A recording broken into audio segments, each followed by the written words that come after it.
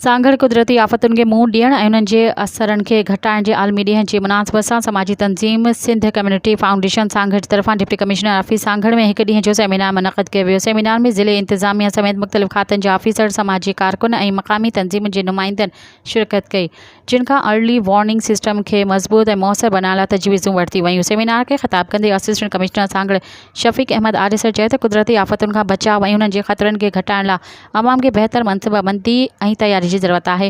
उन्होंने वधीक चयो त मौसमी तब्दीलियूं ऐं ॿिया सबब कुदरती आफ़तुनि जी शिदत में इज़ाफ़ो करे रहिया आहिनि ऐं अहिड़ा क़दम खणण घुरिजनि जिन सां इंसानी जानी ऐं मिल्कियत महफ़ूज़ रही सघनि। सेमिनार में मुख़्तलिफ़ माहिर आफ़तनि जे ख़तरनि खां बचण लाइ अमली तदबीरनि खे रोशनी विधी।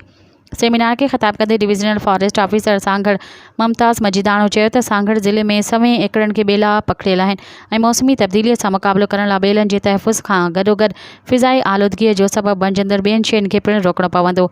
सेमिनार में पाउथ फाउंडर जे ज़िले मैनेजर सिकंदर बबर पिणु ख़िताब कयो ऐं पंहिंजे कम बाबति आगाही ॾिनी। सेमिनार में मेज़बान project manager Jamila Nawaz, programme coordinator Latif Soomro ऐं ॿियनि early warning system incharge Sabir Hussain Mahar पिणु ख़िताब कयो ऐं कुदरती आफ़तुनि सां मुंहुं ॾियण ऐं अॻुवाट इतलाह बाबति आगाही ॾिनी। मज़ीद ख़बरनि ऐं तफ़सीलात लाइ विज़िट कयो असांजी वेबसाइट www.awamiNewsHD.com ऐं ॾिसंदा रहो अवामी न्यूज़ HD।